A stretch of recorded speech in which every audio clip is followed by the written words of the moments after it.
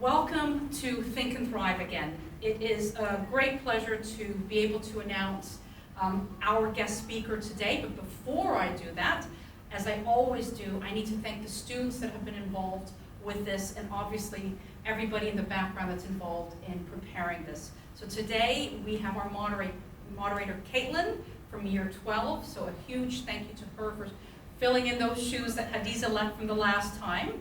And it wouldn't happen without the student support and without you guys signing up to come and talk to individuals who are willing, ready, and able and want to talk to young people. So having said that, today our guest speaker is Mr. Balki Radhakrishnan. He is the Vice President, Managing Director of Global Emerging Markets for General Mills.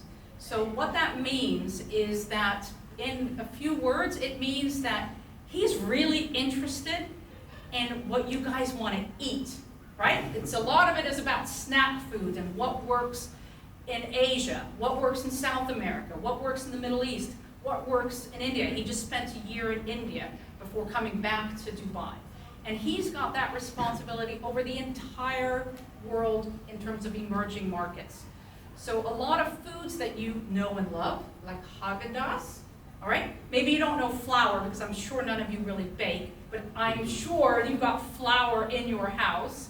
And then you've got those Fruit Loops, those loop things, that's also General Mills, Yoplait, Haagen-Dazs, Betty Crocker, which I've just explained. I buy way too many of those brownie packets because they're delicious. So, but I'm not the expert here. Mr. Radhakrishnan is, and I want to obviously thank him for coming. He's also a friend of our family, so we're very, very happy that he was willing and able to come and join Sunmarke students today.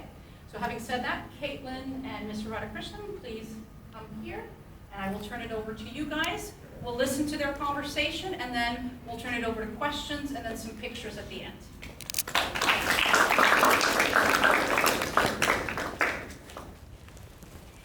Everyone. Okay, so first question. Are you ready? Yeah. Okay, so what experiences helped you most of all become a success? Well, first of all, before I start, I want to say good afternoon and thank you for joining us here today. I love the theme, Think and Thrive. Hopefully, I want to leave the next 30 minutes with something that you can possibly think about, as you leave today's session. But even if that doesn't happen, I wish all your futures to be a thriving success. That's the interest of why I'm here to spend this time with you. Caitlin, thank you so much. Always excited about answering questions from people who may be thinking about careers and what they want to do in the future. So your question was about, hey, what led to where I am today? I would say the foundational element of that is two things. One is curiosity, and the other one is passion. I was curious to learn more. And I would see myself being a lifelong student. I learn, I keep reading and I augment my knowledge base. But passion was really important for me. I was always passionate about, when I was growing up watching TV, on TV, all the ads that came up, and I was trying to figure out, who are they targeting? What are they trying to communicate, and so on and so forth. So as I did that, this led to me choosing a business career, and I was pretty clear when I went to get my MBA that I wanted to be in the consumer goods industry. And a lot of my cohorts from my MBA program landed in the technology companies. They went and did management consulting, various other things. But for me personally, it was very important for me to be close to everyday consumer products. And so I joined General Mills, which is one of the largest food companies in the world. And I've been able to build a career with them. That's so cool. Do you think marketing is like one of the big things in your business that you're most interested in? Because you said when you were younger. Yeah, that's a good question. We're all, like it or not, we're all marketed to in different ways. Every step along the day. In my industry, it is about our company's purpose is about making food that the world loves. So we make great food. We've got a portfolio full of great brands, Miss Singh was very kind to introduce a few of those, like Haagen-Dazs or Betty Crocker or Nature Valley. I was just telling Caitlin, Cheerios is one of our brands. We're one of the world's largest cereal companies. So we start with a healthy breakfast for everybody, and then it goes through the day. We've got Yoplait yogurt and various different businesses. But as I think about it, even great product needs to be introduced to people. It needs to be presented to you in a way that makes it exciting for you to consume it or interact with it. So that's a critical element of it. We call it brand marketing because the brands are important, and we see the brands being something that thrive over a long time. So for example, a brand like Betty Crocker is, would you believe it, it's 100 years old, right? Somebody created this brand in 1921.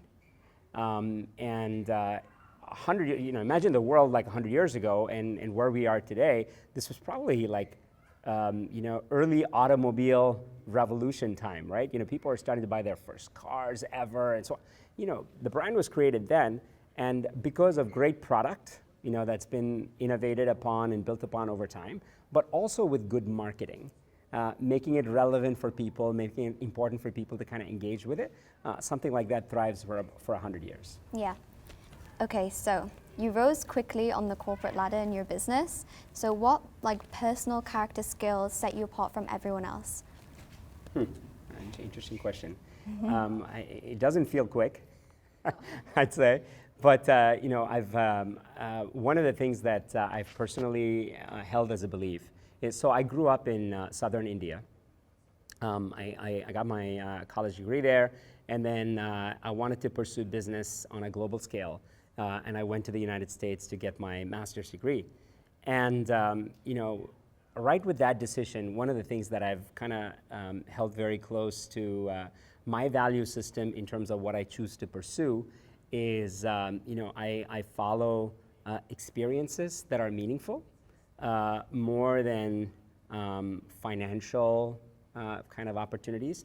So this has given me and my family really interesting life experiences. We lived in Minneapolis in the United States, where General Mills is based.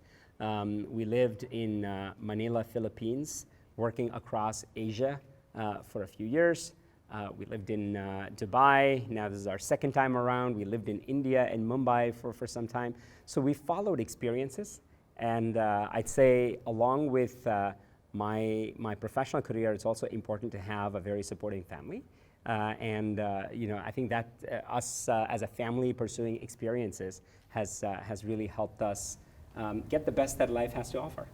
That's so nice. What is one of the best places you've ever lived in the world? I'd have to say, I'm biased to Dubai. I'm biased to Dubai, and it's interesting because I have this version of Dubai. We lived here for about 5-ish, almost 6 years, and then in the midst of the pandemic, we relocated and we went to live in Mumbai for a year, and then we've come back to Dubai, and so this is Dubai version 2.0 for us, and it's been a fantastic experience. What's there not to like about Dubai except the hot summer days? Yeah, that's the worst bit. So do you have any competition in the business? Who's your biggest competition? Yeah, as a big global manufacturer with brands in various categories, we have category-specific other manufacturers who are potentially competitors, right? So if you think of breakfast cereal, and General Mills is a big breakfast cereal business, we're the leaders in North America, and Kellogg's is a strong second player in the category. In a business like ice cream, if you think of Haagen-Dazs here in the UAE, you see London Dairy, a local manufacturer, so it is a competitor. So we've got global as well as local competitors that way in specific categories. But most of these companies have good value systems. They've been around for a while. And they're good corporate citizens as well. So you may find a lot of similarity in terms of players like that. But for a company, so General Mills as a company has been around for a little over 160 years.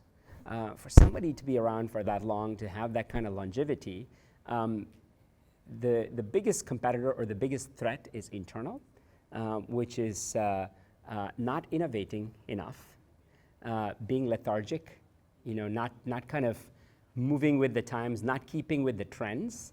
That ends up being your biggest competitor. That ends up being your biggest threat, because if you don't do that enough, if you don't reinvent yourself, then it leads to you kind of falling behind consumer trends, and you don't survive. Yeah. What do you think is like one of the most popular trends at the moment with food that you need to follow? Yeah, interesting. There's, I noticed two things. One is, I'm sure you guys are doing this as well. We're all eating a lot more with our eyes than we're eating with our mouths.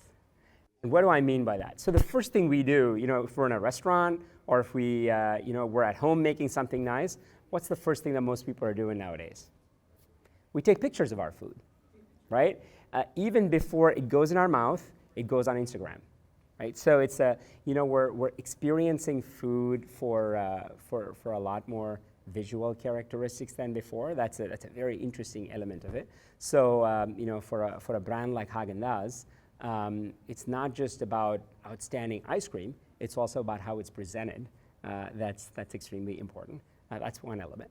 The second part of it, I think, through the pandemic and coming out of it, we're all looking for taste experiences that are very different than our own cuisines through food. It's interesting. Being in Dubai, we're exposed to so many different cuisines in Dubai, right? You could walk into a shawarma place. You could walk into a Lebanese restaurant. You go to an Indian restaurant. You go to a great Italian place, a steakhouse, whatever. You've got like a ton of options in a very multinational, very international city like Dubai. But most other parts of the world are not like this. So people are looking for taste experiences from their kitchen. So, we have a brand of Mexican food called Old El Paso. And interestingly, people are, experiencing new cuisines such as Mexican food through brands like this. Hey, I want to go to a Mexican restaurant and maybe then replicate that at home in my own kitchen. Okay, so how do you decide the flavors for these things? Do you think flavors are more important than how the food looks? Or? Okay. Who's of the brands that I just spoke about? Any one of you has had a General Mills brand recently? Haagen-Dazs or Nature Valley? Yes. I'm sorry. You had Haagen-Dazs. Do you remember what flavor of Haagen-Dazs you had? You had the chocolate, okay? Was it the Belgian chocolate with the chocolate chips? There you go. So we love taste experiences like that, and it's important to understand what the consumer wants and to ensure that we're not just meeting that expectation, but to wow them with that. So Nature Valley. Anybody had Nature Valley lately? Recently? No, you guys. Okay, all right, we got to do a better job with it. Yes, sir. You had a Nature Valley bar recently. Lunchtime today. Thank you for supporting the paycheck. Do you remember what flavor you had? I'm sorry? The normal one, the crunchy one. Yeah, okay. So, we've got an oats and chocolate one, right? And people love the fact that you've got the convenience of getting something healthy in a flavor that you really like to have. And how do we decide what's the next flavor? It comes from consumers. We do a lot of consumer research. Each brand has what we call as a target consumer. So for a brand like a Nature Valley, we think of that consumer as someone who is healthy, outdoor, active, who is either looking for something that's lunchtime, lunchbox accompaniment, or something that you'd have like in between classes. You've got your backpack with you, you're rushing from one session to another. Maybe you're hungry and you want to eat something healthy. You have a Nature Valley. So the profile is somebody who is healthy, outdoor, active, and then when we talk to people who are of that profile, we share with them what we have, and we talk to them about what we may not be delivering for them in our current offerings, and that leads to us developing new flavors and new offerings of products. Okay, so you mentioned healthy eating. Yeah. So how do you ensure that you follow all the healthy eating initiatives with your brands? Yeah, that's a very good question. Especially in this part of the world, where the prevalence of above average weight, overweight, and obese percentages of the population are higher than other parts of the world. I think for all of us, we know it is about giving choice, right? It's about in moderation and having a variety of things to have. Anybody who's gone on a very strict diet will tell you that A, it's really hard to maintain, and B, they tend to bounce back, right? They say, hey, what I lost, I got back even faster. It's about moderation. It's about ensuring that you have a balanced diet and you're serving the needs of that consumer through various meal occasions and day parts. I believe our portfolio has enough variety in it for people to try them. So, for example, our breakfast cereals, they're all made with whole grain, right? And it's like it's an important element of your diet. It's to ensure that in a taste satisfying way, how can we give you something that's healthy yet nutritious? That's the approach. So which brand that you work with do you think is the most healthy or the best to eat for a diet? I'd say it depends on individual needs, right? So I'd say our Nature Valley, for example, has something to offer for people who are on the go, who may think about, at 3 o'clock in the afternoon, they may think about, hey, I want to eat something, but I don't want to have a bag of chips, right? I want to eat, hey, this is a great option. It's about providing that option to you. A family might be thinking, well, do I really want to go out and get fast food today? I only have 30 minutes. Or do I just open a meal kit box and make myself a quick meal at home that's healthy and flavorful? Those are all options that we think about, and we ensure that we're meeting those needs. Yeah. Okay, so you have experience in corporate strategy. Yeah. How important is it to be able to map out the big picture of where you want the company to go towards? Well, yeah, you guys are all in year 12, or graduating soon in a year or so. I'm sure a lot of you have plans for the future, right? And as part of kind of thinking about plans for the future, the world is your oyster. You could go to university in 50 different places. You could study all these great things. What's the first thing that you do? You make choices, right? You're making choices based on who am I? What is it that I want to do? How do I see myself in the future? Maybe in some cases, what are my parents pushing me towards? Things like, you all make choices, right? So in my mind, strategy is just a fancy word for choices. Just like individuals, make choices, with big decisions, companies make choices as well in terms of what areas of business they want to play in, where do they want to compete, what markets to enter. And when you kind of amalgamate that, when you kind of put that together and think about how it shapes up, that becomes corporate strategy. Has there ever been a choice that you made that you think is wrong, or you went in the wrong direction with anything? Yeah, well, we all make mistakes, right? Yeah. No, there have been some mindful choices that we made. Listen, when you're a young family, my older son Rishi is 15 years old. He's he used to be in the same grade as Miss Singh's son and daughter, Rishi was less than a year old when we made a conscious choice based on my career to relocate from the United States to Manila, Philippines. We'd never lived there, or we'd never even visited there, and it was a big leap of faith. And one of the things that my wife and I discussed at that time was, we're making this decision, but with no regrets. We know that there is going to be some ups and downs, but you make choices knowing that you won't have any regrets about it, and it gives you that clarity to kind of pursue what you want to pursue. Yeah. So going back to the flavor question, has there been anything that you've tried out that didn't really work with the flavors, or you didn't really like? Yeah, quite a few actually. Really? Quite a few actually. I'll tell you this really funny story just from last year. when you're making ambient products, like if you're making a granola bar, or if you're making a cake mix or something like that, it can be shipped to you from our R&D centers, and you can try it out at home. There's no restriction on it. You just have to file the right paperwork. You can put it in DHL and it'll show up.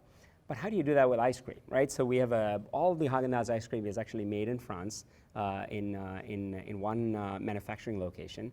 And the team was super excited about these two new flavors that they wanted to launch. These were going to be like more adult targeted, exclusive, and they had like a certain percentage of alcohol in them. So they were like, well, we really want to ship this to you. We want you to try this. And this is in the midst of the pandemic when we're all like at home, last year, we're not going out much and everything. I was like, oh, okay, great. How are you going to do this? So they said, no, we'll do the paperwork. They figured out a way to ship it. There was a lot of fanfare, for ice cream to be shipped in a couple of boxes over for us to try this at home as they had made it. And when the box arrived, my wife and I were genuinely excited. We're like, wow, it's like we're in the pandemic, in the midst of it, and there's ice cream showing up at home. It's a new product. I hope it tastes great, because it's going to be big for us next year. It goes in our freezer, and we have to tell the kids, sorry, you guys are not eating this because there's alcohol in it. You're not going to be able to eat it. So they're disappointed. They're like, come on. So this whole thing is like the drama on this is just building up at home. So we open the first box, and it was in good shape. The team had done a great job of shipping it and everything.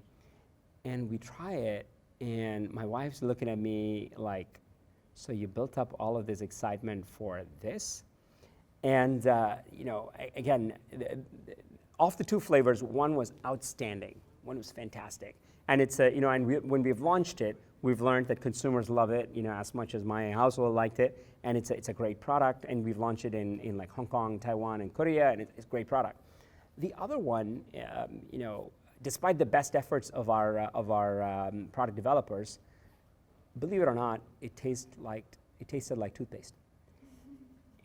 And like sometimes, you get certain things really well, but there are also those big swings and misses.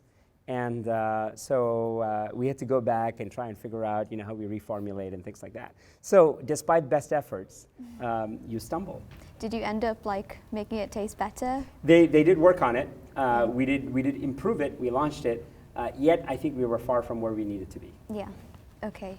Do you think COVID affected General Mills in any way? Like you told me that it helped with the baking aspect because everyone was baking, but what about other things? Yeah. People were eating a lot more at home. So General Mills has a lot of products for people to consume at home. So it was a big positive for us. Interestingly, during COVID, it was important for food companies to show up and ensure that we had availability of food at the shelf and not be disrupted. I'm sure all of you heard and saw in the news about the paper product shortage in big developed countries. Not so much in Dubai, but say in the US, even in some parts of Europe, they were out of toilet paper, they were out of diapers, they were out of tissues and things like that. Whereas food companies really needed to show up and push our supply chains to ensure that we had enough products on the shelf, because this is not just food that you want, it's food that you need right now. So that was very important for us to do well. And as we were doing that, we also made sure that we're finding new ways to serve our consumers. So, I would say during COVID, we were able to introduce our products to a lot more consumers, because I'm sure it happened in all of your households. We were eating in restaurants less, we were eating out less, but we were eating a lot more at home. So that was seen as a positive. Yeah. Okay, so one last question. Yeah. What advice would you give your 15-year-old self about university or jobs? I'd say I'd close out with what we started out with. I'd go back to pursue what you're passionate about. And I was glad that I was focused on the consumer, and I knew I had to do something I wanted to do something that had to do with everyday consumer industry. And that to me has been really helpful. So if your passion's art, if your passion is communications, if your passion is design and robotics, whatever your passion might be, pursue that passion because that's going to be a great ticket to success.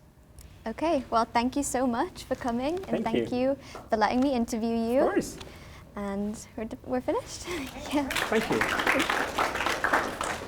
Okay, so this is the point where we do open it up to questions from the audience. Does anybody have any questions? Shy?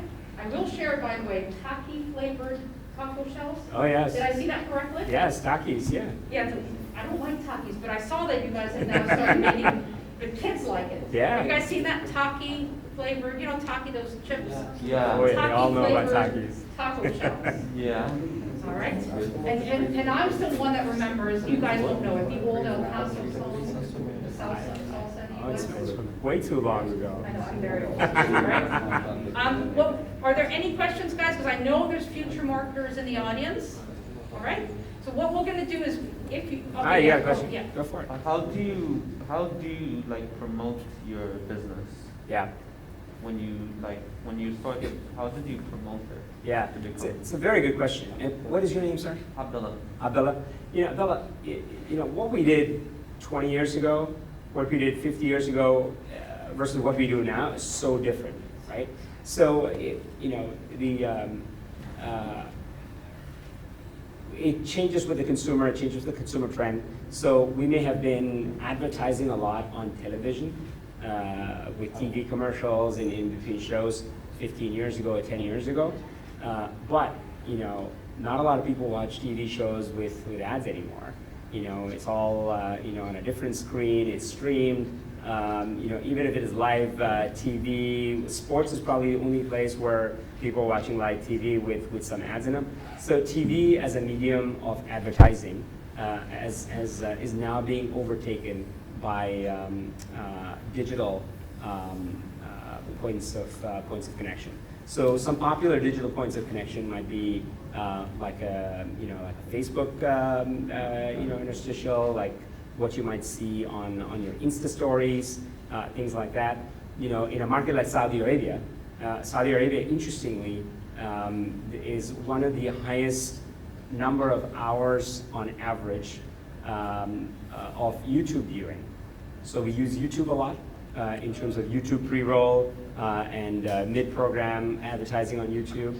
Saudi Arabia also is a market that's where Snap is pretty popular, and so we use mediums that are appropriate for that target consumer that I spoke about before, and through mediums that actually connect well with those consumers. Thanks, sir. Good question. Yes, sir. When did you see like the biggest change or like the growth in the company? For the company, it's an interesting question. And what is your name? Faisal. Faisal, one of the things that we've seen, and this is a very recent phenomenon, and we were fortunate to be on the right side of the trend, is a lot more households are getting pets, right? So pet ownership is at an all-time high right now. We have historically been a human food company. But a few years ago, we bought, in the United States, a pet food company called Blue Buffalo. And Blue Buffalo makes super premium pet food because what we noticed with consumers was they don't see themselves as pet owners, they see themselves as pet parents. And they spend as much time and care to take care of their pets as they do with with members of the family. So that's been a game changer in many ways because we see that business doing really well. And it also helps people us serve everybody in the household, not just the humans. Good question though, thank you, Hassel. Ani's last question, and then after that, if you want to stay behind and ask a question, that's great, because I also know you guys want to eat lunch. So I see a question here, and I see a question here. All right, so we'll do these last two questions, and then if you want to go, you can go. But yes. All right. So as a large multinational company, right, what makes everyone stand up and make like errors for necessary Yeah. in terms of production? Yeah. Makes it good, We one of the things is our values are very strong. So we do the right thing all the time, and that's extremely important. This is about being about integrity, one of the core values of any institution. But for you to sustain 160 years, it's extremely important that even in tough times, even when no one's watching, we do the right thing. So a brand like Haagen-Dazs, all natural ingredients, and consumers trust you for that. That trust is an extremely important element of what leads to a company's success. So that's one of the elements. Second part of it is great people. When you have such good trust and when you have good values, you tend to attract good people to come work for you. People who bring their whole self. And when we hire engineers, when we hire food technologists, when we go to campuses to recruit people, we tend to attract really good talent. And they bring their best capabilities. So we're able to innovate well, and we're able to take those products to consumers well. Thanks for the question. And then last question here, yeah. I heard that you offer summer internships for people our age. Is that true or not? Not for high schoolers at this time. Oh. We offer internships for college students. But if you're interested in a career in the industry, and if you want to do a job shadow, if you want to come observe what happens in the office, always happy to entertain those conversations. Okay, thank you. Thank you. Hey, before we wrap up today, thank you. You've been a good audience. I underestimated how big the group was going to be, so I may put smiles on the faces of about 20-ish people, I think. So I have a little something for you. So just hang tight, and I'll say thank you once again for joining us today.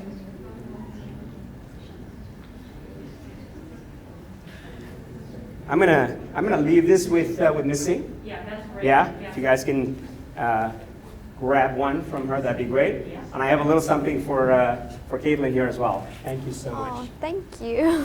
Thank you so much. Welcome. So cool. I needed a new notebook, to be honest. There you go. I can write in it. So again, guys, please feel free to stick around.